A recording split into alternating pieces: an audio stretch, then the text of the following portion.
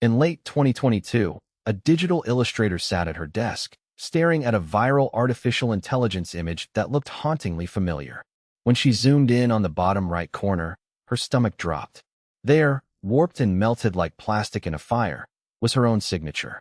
It was not a coincidence. Her entire life's work had been digested, processed, and spit back out. This was not just inspiration.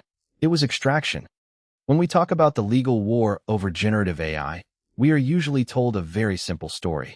On one side, you have artists who claim their work was stolen. On the other, you have tech companies who claim the machines are simply learning the way humans do. But that is where everyone is wrong. This is not a story about copying images. It is the story of a massive, 15-year structural reclassification of human expression. We are witnessing the final phase of a quiet coup that turned everything you create into a corporate resource. To understand how we got here, we have to go back to 2012. That year, an academic paper titled Big Data for All was published. It was a blueprint for the modern web. Before this era, tech companies lived in the world of structured data.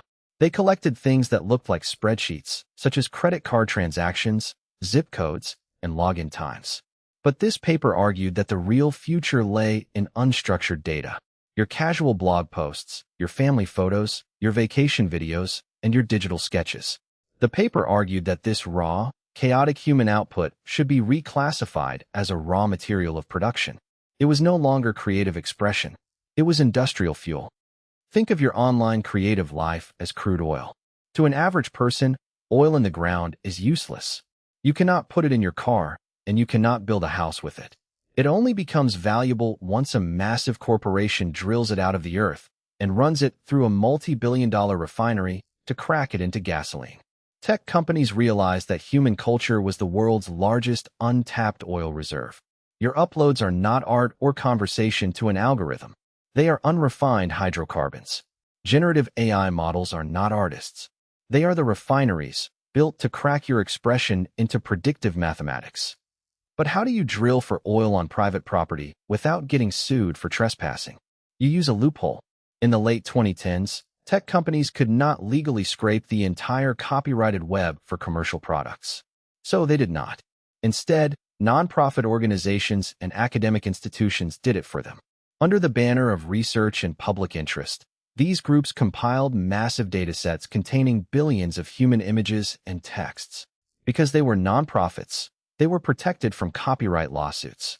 But once the databases were assembled, they were quietly handed over to commercial startups. It was legal data laundering on a global scale. Now, the open web is dying because of it. By 2026, the internet began fracturing into paywalled silos. Major platforms like Reddit and Stack Overflow realized their user discussions were being harvested for free, so they locked their gates, signing multi-million-dollar exclusive licensing deals with AI conglomerates. But where does this leave the independent creator? If you do not have a massive platform to negotiate a corporate licensing deal, your work is still being harvested, but you no longer have an open internet to share it on. The playground has been fenced off. This has set up a massive legal collision in the courts. Tech companies rely on a defense called fair use. They argue that because their AI models do not store actual copies of your drawings or writing, but instead learn the mathematical patterns of your style, they are not violating copyright. But creators are fighting back with a new legal argument: market substitution. If a machine trains on your unique visual style, and then a company uses that machine to generate images that replace you in the market, it is no longer fair use. It is a direct economic replacement funded by your own labor. The outcome of these court cases will not just decide who gets paid. It will decide what the internet is.